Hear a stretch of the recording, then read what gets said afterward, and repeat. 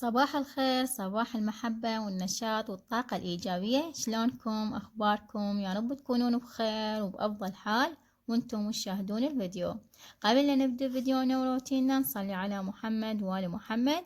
ومثل ما شفتوا بداية الفيديو طلعت للحديقة لأن مجهزة الغداء ومنظفة قبل بيوم، وكان يجيني اتصال مفاجئ من أبو أمير يقول جهز الغداء، نزلوا جيران جدد. تخيلوا هالموقف شلون يكون ردة فعلكم وشنو تجهزون غدا. وكنا نعرف حديث للنبي عليه أفضل الصلاة والسلام وصانا بسابع جار، وأهلنا يقولون الجار قبل الدار. واللي نعرفه الجار يكون قريب عن البيت أو بالحي أو بالمنطقة. هالشي خطأ، الجار يكون أثناء العمل أو بالأماكن العامة. وتعالوا نسولف شنو الأتيكيت والأصول والأسلوب اللي نتعرف على الجيران الجدد، وشلون نتعرف على بعض بلا ما نأثر على الجار ونفتح مواضيع خصوصية أو نفتح مواضيع عامة. وهذا كلش مهم. نستخدم القاعدة حب لأخيك كما تحب لنفسك، وعامل كما تحب أن تعامل.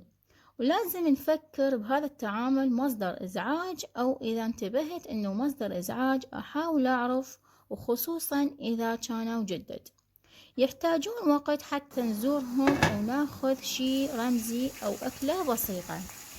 أكو مقولة تقول اكسب ود الجيران تكون مرتاح. هل هذا الشي صح أو لا؟ اكتبوا لي رأيكم بالتعليقات. شنو رأيكم بخصوص هذه المقولة؟ أنا برأيي كل الأحيان نكسب ود الأشخاص حتى نكون مرتاحين. أهم شي يكون هو مرتاح وإحنا مرتاحين، ويكون حسب الشخصيات اللي نتعايش وياها، وكل واحد حسب مزاجه وعاداته وظروفه. ونعرف إنه أهل القرى يختلف عن أطباع أهل المدينة، لأن أطباع أهل القرى تكون بينهم علاقة مترابطة وحميمية أكثر من أهل المدينة، تكون متحفظة ومشدودة. وأهم الأشياء لازم ننتبه عليها حتى ما نكون جيران مزعجين. نحترم الأوقات ونعرف النوم وقت راحة. قبل الساعة 8 هذا وقت نوم، وبعد الساعة 10 ليلا نحرص أنه ما يكون عالي الصوت ولعب الأطفال وصوت سيارات. وضروري نحرص مقابل الباب يكون نظيف ومرتب.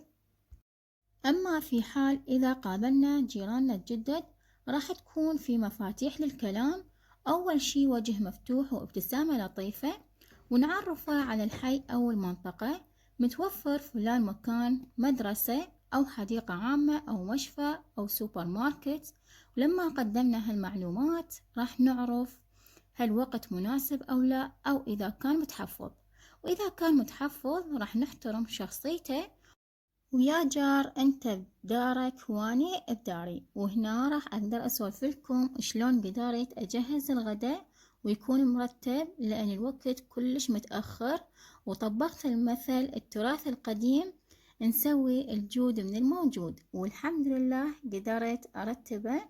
اول شي شفتوا مثل بداية الفيديو سويت التمن، غسلته ونقعته، وبعدها جهزت التركيبة، حطيت المي الحار، وبعدها سويت السوب الدجاج حتى يكون جاهز عندي. وبعدها رتبت الحشوة بهذا الشكل.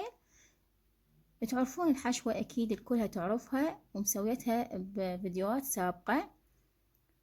وبعدها أكيد هنا سويت لكم خلف الكواليس. ماكو واحد ما يحب هاي الفقرة، لأن كلكم قلتوا رنا دائما صوري غسل المواعين وهيجي سوالف، لأن تنطيكم طاقة حلوة وتتحفزون أكثر.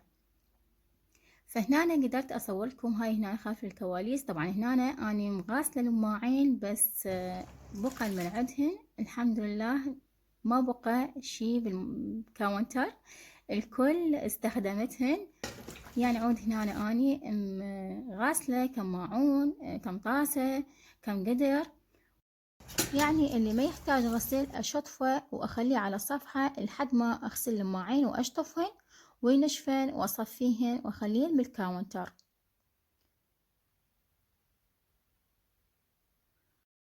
ولهنا وصلنا لختام روتيننا. يا رب استفادتوا واستمتعتوا بفيديونا. شكرا لكم وشكرا لتعليقاتكم الحلوة. اترككم في أمان الله وحفظه، مع ألف سلامة.